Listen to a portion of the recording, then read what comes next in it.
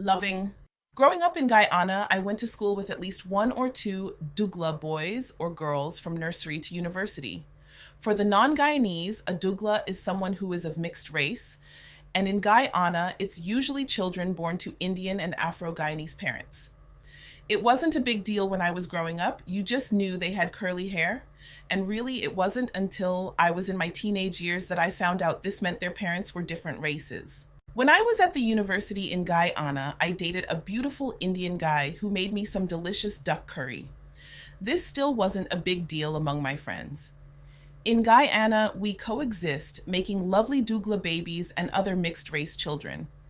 As a matter of fact, we only acknowledge we are not of the same race when politicians point it out during election time. But that's another story for another blog post.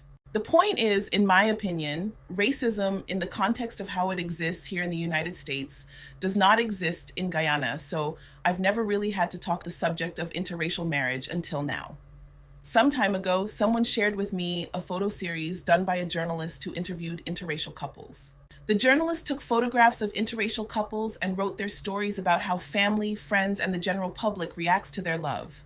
I remember smiling as I read at how beautiful these humans were, and I remembered also feeling anger.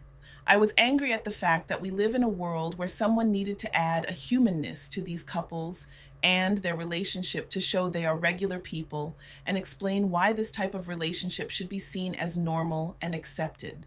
Acceptance. That's what everyone wants. Not so long ago in these United States, it was unacceptable and illegal for these relationships to exist. Today, as I'm writing this sentence, just happens to be Loving Day.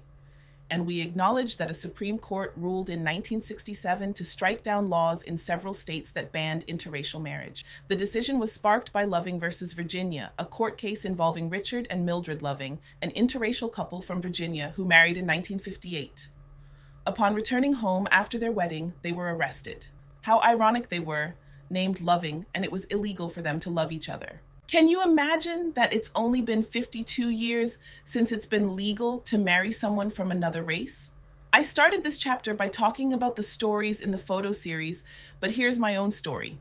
I believe that love is love, and you should be free to date and marry whomever you choose, regardless of their color. I've dated men who look like me and some who did not. Dating them had nothing to do with the color of their skin and everything to do with what was in their heart and how they treated me. Like the people in the photo series, I have my own experience of people reacting negatively to me dating interracially. I recall once I was walking in a predominantly Black neighborhood in New York with my then white boyfriend, and a group of young Black men had a problem with us walking out in public. We weren't holding hands, we weren't kissing, we were simply walking together. Perhaps the intimacy in which we strolled suggested we were a couple. Who knows? They just didn't like it. They followed us, calling me a black bitch for being with him and all forms of distasteful names. I had to remind my boyfriend it was many of them against two of us, and we continued on our way, ignoring them. Sometimes they are aggressive like that, expressing loudly their obvious displeasure of seeing us. And other times they're subtle, like the experience I had at a dinner party where the predominantly white guests in attendance pretended they didn't know I was there with my white partner. Sadly, this type of racism is exercised by anyone, even people of your own race. It amazes me that as progressive as the world is, with all the advancements in technology, new species of animals and planets found daily, and with all the problems we have in this world, that people still have the time to be annoyed at the sight of an interracial couple. Don't we already have enough to think about? Interracial couples are out here living their best lives and minding their own business. Why can't racist bigots do the same? Today is about love, and regardless of who you're dating or married to, I hope that you celebrate your love and the fact that you have the opportunity to love and be loved by whomever you choose.